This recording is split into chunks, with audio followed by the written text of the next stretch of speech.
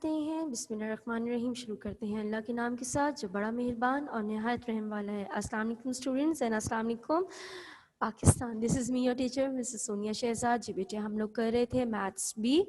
ठीक है, maths B में प्रीवियसली मैंने आपको समझाया कि what are the place values. ये कोई नई प्लेस वैल्यूज़ नहीं है, तमाम वही प्लेस वैल्यूज़ है जो बेटे आप क्लास 4 में कर चुके हैं, यानी कि यूनिट, 10, 100, 1000, 10,000, 100,000 एंड मिलियंस।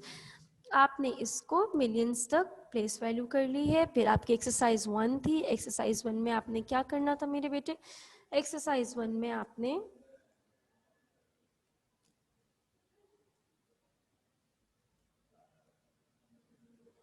खैर एक्सरसाइज 1 में आप लोगों ने ये जो न्यूमरल आपके वर्डिंग्स लिखी हुई थी, इन वर्डिंग्स को न्यूमरल्स में लिखना था। जो जो वैल्यू गिवन थी उसके नीचे डिजिट पुट करना था और आपकी एक्सरसाइज सॉल्व हो गई। आज की एक्सरसाइज बेटे है आपकी on page number 5। Page number 5 पे गिवन है मैथ्स बी। ठीक है, इसको हम करेंगे मैथ्स बी में। उन्होंने कहा है right the following in words. Right the following in words. पहले आप लोगों ने वर्डिंग्स लिखी हुई थी, उसको न्यूमरल्स में लिखा। अब आपके पास न्यूमरल्स लिखे हुए हैं, आपने उसको कन्वर्ट करना है इनटू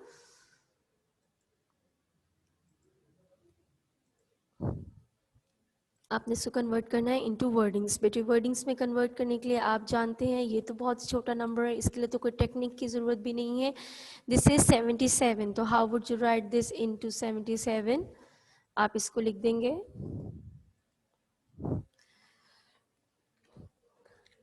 77।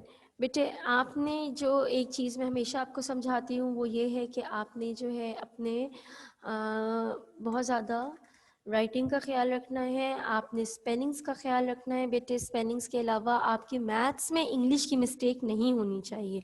मैथ्स में अगर इंग्लिश की मिस्टेक होती है तो आपके बिला वजह ही नंबर डिडक्ट हो जाते हैं, जो कि अच्छी बात नहीं है। आपका मैथ का कॉन्सेप्ट क्लियर होता है, सिर्फ स्पेलिंग्स की वजह से नंबर डिडक्ट होते हैं। तो आपको चाहिए कि मैथ्स करते हुए केयरफुल रहिए और अपनी स्पेलिंग्स को भी सही कीजिए।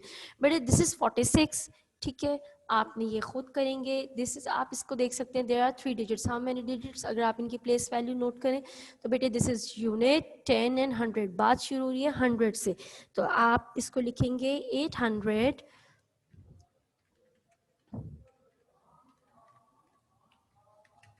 एंड, और बेटा के पास क्योंकि और कोई नंबर गिवन नहीं है, सिर्फ एक 10 गिवन है, तो हम एंड यूज़ करेंगे। पूरे स्टेटमेंट में एंड सिर्फ एक बार आता है, 810, TEN 10, दैट्स इट। इसको जब आप देखेंगे बेटे this is 5, there are 3 digits. ठीक है, यूनिट, 10, 100, ये अगेन 100 है। और अगर आप इसको देखें तो there is no tens, only unit is given. तो इसको कैसे लिखा जाएगा? इसका लिखा जाएगा 5। बेटे 5 आपने नंबर्स में नहीं लिखना, आपने लिखना है इसको वर्डिंग्स में। 509 ये आपका आंसर हो गया। बेटे नेक्स्ट पे आएंगे। नेक्स्ट आप देखेंगे how many digits are given. There are 4 digits given. इसको आप यहाँ से पढ़ना शुरू करेंगे, यूनिट, 10, 100, 1000। बेटे ये जिस भी बच्चे का वीडियो ऑन है kindly turn it of to improve the quality of the lecture. There are 4 units given, 0, 10, unit and 1000. Unit, 10, 100 and 1000. तो बात कहाँ से शुरू होगी मेरे बेटे? बात शुरू होगी 1000 से। जब आप इसको लिखेंगे तो आप लिखेंगे यहाँ पर आपके पास आ जाएगा 2000, 400।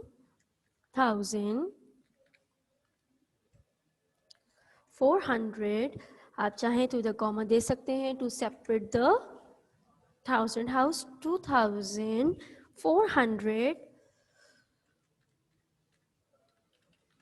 एंड बेटे लास्ट वाली टर्म हमेशा साथ लिखते हैं। This is 80, you will write 80। अगर ये 81 भी होता तो उससे पहले 10 से पहले आपका एंड आ जाता है। और पूरे स्टेटमेंट में पूरी लाइन में सिर्फ एक एंड होता है, ठीक है, जो कि होता है लास्ट में। तो जो 10 है 10 से पहले आपका आ जाएगा एंड। तो दिस इज 2480, EIGHTY, EIGHTY 80, ठीक है, फुल स्टॉप, ये आपका डन हो गया बेटे। अब हम चलते हैं नेक्स्ट की तरफ।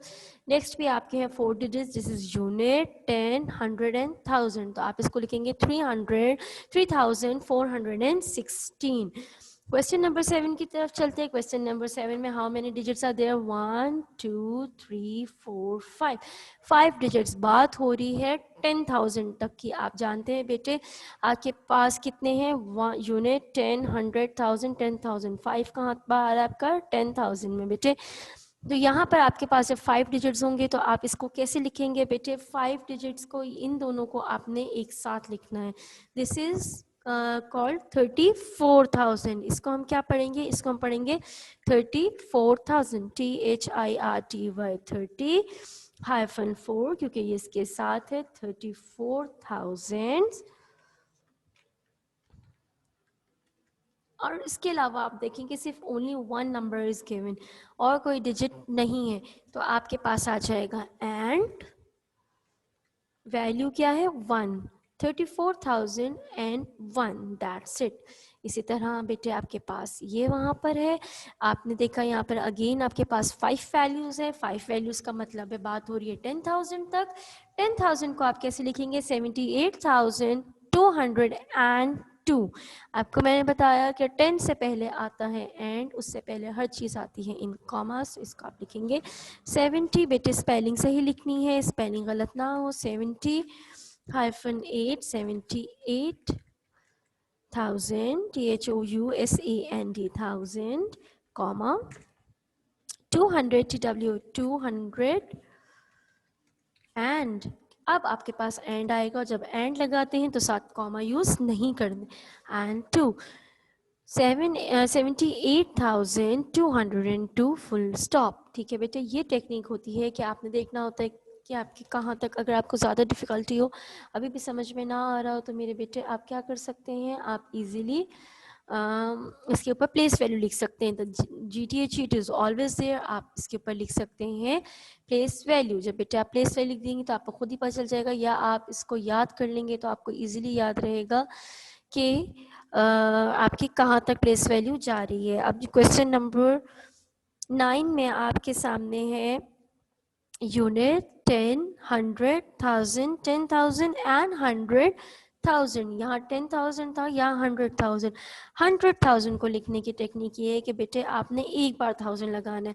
This is your house of 1000, okay, let me tell you, this is your house of 1000। ये आपका हाउस ऑफ 1000 है, इसमें सिर्फ एक 1000 आएगा, और ये आपका हाउस ऑफ 100 है, इसमें सिर्फ एक 100 आएगा।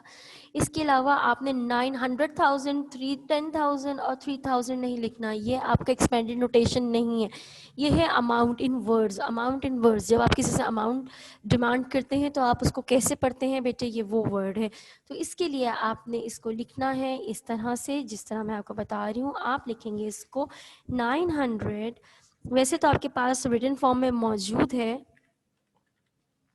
लेकिन आपने उसको खुद करना है बेटे। मैं आपको बार बार कह रही हूँ कि आप इसको, ज़्यादा बेहतर ये है कि चैप्टर 1 को आप फोटो स्टेट करवा लीजिए और उसको खुद से सॉल्व कीजिए, होमवर्क से टैली कीजिए, और फिर आप इसको नीट एंड क्लीन अपनी बुक पे नोट डाउन कीजिए।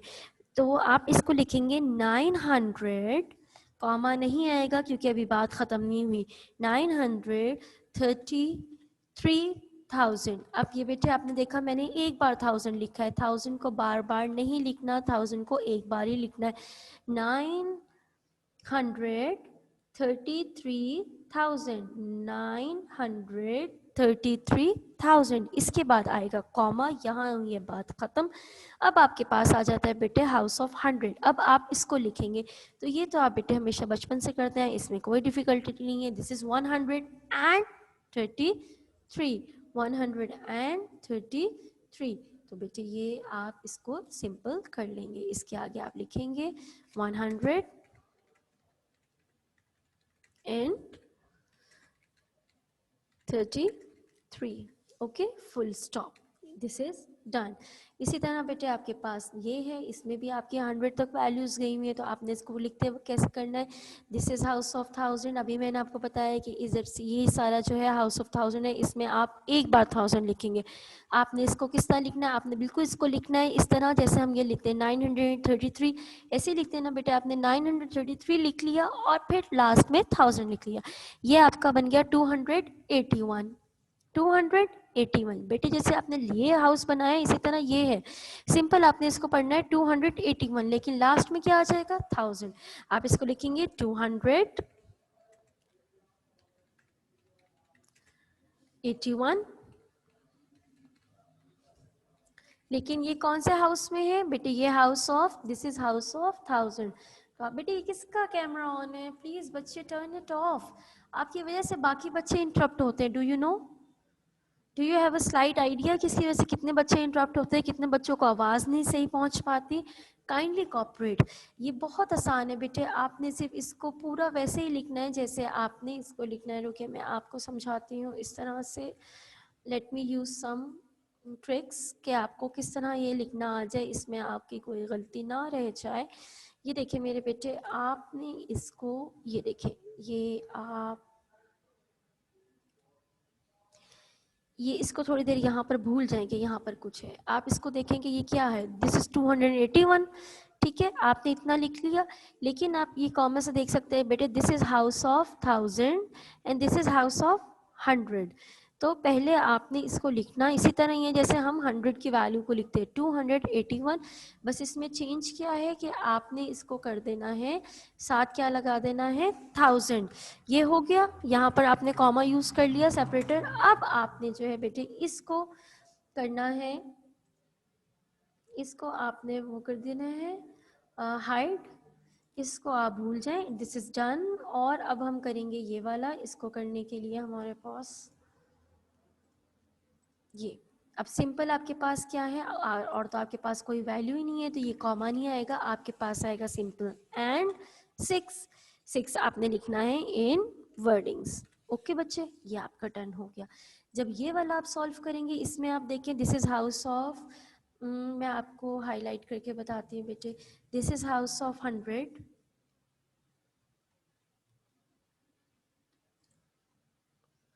This is,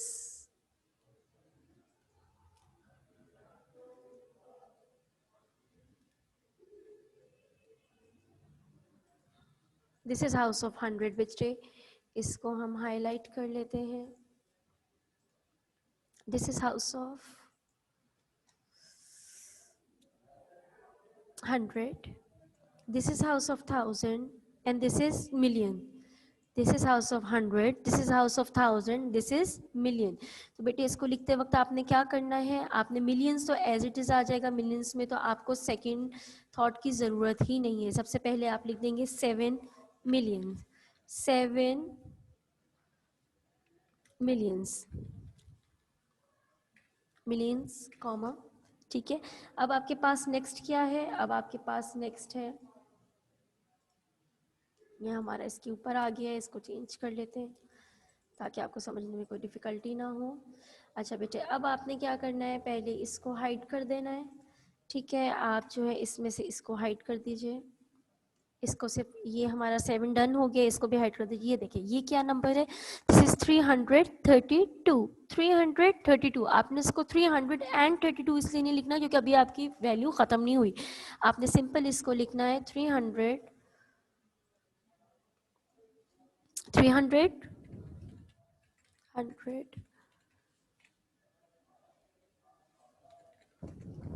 32। ठीक है, और ये है क्या, दिस इज हाउस ऑफ 1000, तो आप लगा देंगे 332,000। बस आपने बस इसको 1000 लगा दिया, कॉमा लगाया। अब नेक्स्ट की तरफ आ जाते हैं, हम देखते हैं अब हमने नेक्स्ट में किस तरह करना है। बेटे नेक्स्ट के लिए इसको हमने जो है वो हाइड कर देना है, और इसको हमने जो है वो,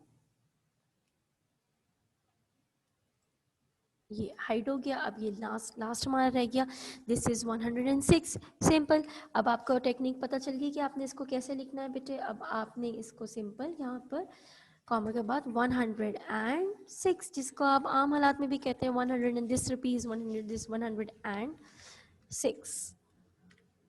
ये आपकी टेक्निक है, इस तरह आप अपना सारा काम कर सकते हैं। फिर आप उसके बाद अपने नंबर्स को वो कर लीजिए, इसका फिल्टर हटा दीजिए, तो आपको खुद ब खुद बात समझ में आ जाएगी।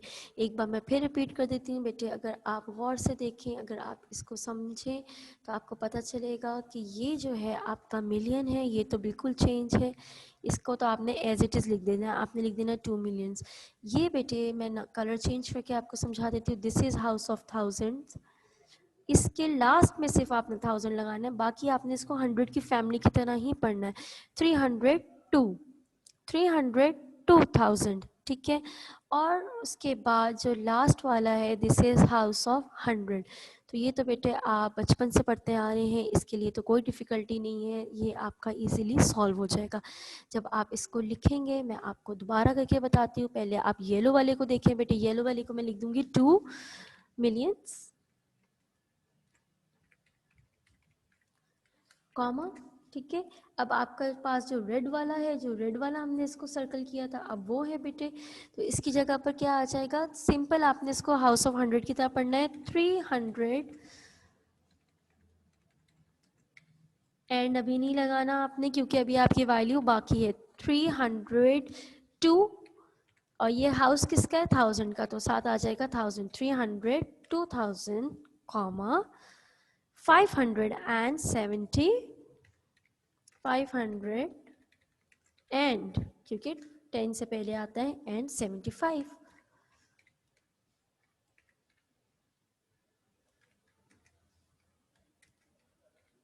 ठीक है, ये आपकी टेक्निक है कि आपने किस तरह इसको तीन तीन चीज़ों से डिवाइड कर देना है। This is house of 100, this is house of 1000 and this is millions. Millions को तो आपने एज इट इज़ लिख देना है बच्चे। यहाँ पर ये आपका आ गया 2 मिलियंस। फिर आपने लिखना है इसको, सिर्फ आपने 100 की तरह ही पढ़ना है, 302, लेकिन साथ क्या लगा देना है, 1000, ताकि आपको पता चले कि ये these values belong to the house of 1000। Last में आपके पास आ जाता है 575 और आपकी वैल्यू हो जाती है कंप्लीट। जब आपके पास कहा जाए कि you have to write the digits in numerals, तो आपने उसको नंबर फॉर्म में लिखना होता है। एंड जब आपके पास कहा जाए कि you have to write these numbers into words, तो आपने इसको इस तरह से लिखना होता है। नंबर्स में, अमाउंट में, जो आप अमाउंट डिमांड करते हैं, जैसे आप उस वैल्यू को पढ़ते हैं, ये वो है।